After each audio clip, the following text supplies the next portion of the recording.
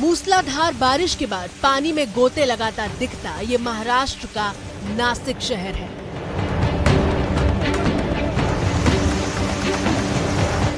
जिधर नजर जाती है जल तांडव दिखाई देता है।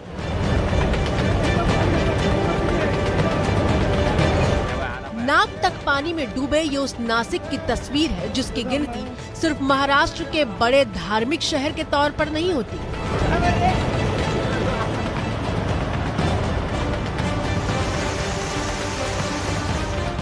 नासिक की गिनती महाराष्ट्र के औद्योगिक शहर के तौर पर भी होती है।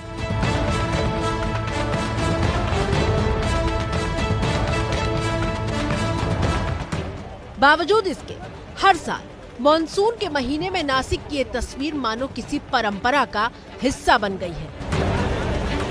यहाँ परंपरा शब्द का इस्तेमाल इसलिए क्योंकि साल बदल जाता है, लेकिन नासिक में गोदावरी नदी के तट पर बसे इन मंदिरों के डूबने की तस्वीर नहीं बदलती। हर साल बारिश के बाद नासिक की क्या तस्वीर होती है, इसकी गवाही आपकी टीवी स्क्रीन पर मौजूद है। अब आप ही बताइए, क्या इन तस्वीरों को नियति मानकर स्वीकार कर लिया जाए या फिर मुंह पसारती तबाही को रोकने के लिए इस तरह की तैयारी की जाए कि नासिक को ऐसे मंजर देखने ही ना पड़े।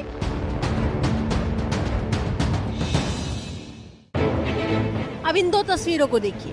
दोनों ही तस्वीरों में नासिक के हनुमान जी मौजूद हैं। एक बाढ़ आने से पहले और दूसरी तस्वीर बाढ़ आने के बाद। ये दोनों तस्वीरें बताने के लिए काफी हैं कि गोदावरी नदी कितनी उफान पर है। नासिक में मौके पर मौजूद एबीपी न्यूज संवाददाता ज्ञानेंद्र तिवारी दिखा रहे हैं कि हालात कितने गंभीर हैं। ये सड़क थी और इस सड़क के सहारे लोग मंदिर, उस तस्वीर को जूम कीजिए, देखिए गुंबज का बिल्कुल ऊपरी हिस्सा दिख रहा है। अब इससे अंदाजा लगाया जा सकता है कि वहां लोग आते थे और दर्शन करते थे। इसका मतलब ये है कि पूरा मंदिर डूब गया है और ये कुछ सामान बचा हुआ है और ये शटर डाउन है। इसके अलावा पूरे दुकानों में पानी भर गया है। ये वो नासिक है जिसे महाराष्ट्र की वाइन कैपिटल कहा जाता है। आर्थिक गतिविधियों और औद्योगिकीकरण में नासिक का नंबर मुंबई और पुणे के बाद चौथे नंबर पर आता है। नासिक का कृषि सेक्टर 19,956 करोड़ का है। मैन्युफैक्चरिंग सेक्टर 17,992 करोड़ का है। नासिक की जीडीपी 1,23,800 करोड़ है। सवाल यह है कि नासिक जब इतना समृद्ध है तो कमी कहाँ रह जाती है। और सिर्फ इतना ही नहीं, नासिक के पास उद्योगों की भी पहचान है और धार्मिक नगरी की भी।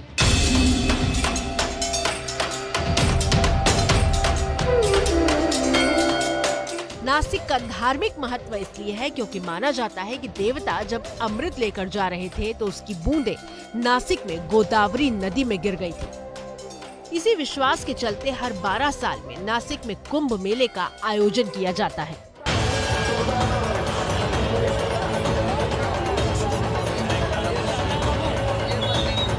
माना जाता है कि भगवान राम ने अपने वनवास के वक्त गोमती नदी के किनारे वक्त बिताया था।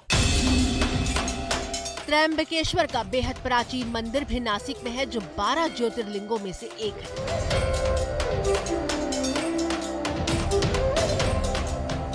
कहने का मतलब यह है कि उद्योगों और धर्म के दोहरे महत्व वाली नासिक नगरी हर साल खुद को डूबने से क्यों नहीं बचा पाती। एबीपी न्यूज संवाददाता ज्ञानेंद्र तिवारी बता रहे हैं कि नासिक के डूबने की नौबत पैदा क्यों होती है।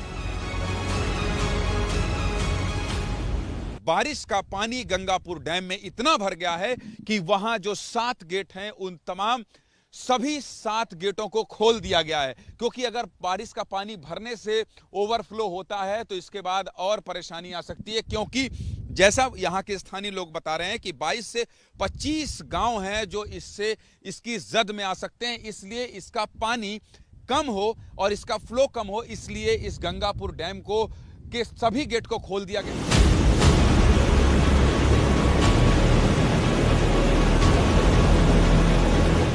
अब सवाल यह है कि डैम क्यों ओवरफ्लो होने लगा। दरअसल 11 जुलाई को 24 घंटे के भीतर नासिक में 68.4 mm बारिश हुई। 12 जुलाई को सुबह 8:30 बजे तक 24 घंटे में बारिश का आंकड़ा 97.4 mm तक पहुंच चुका था।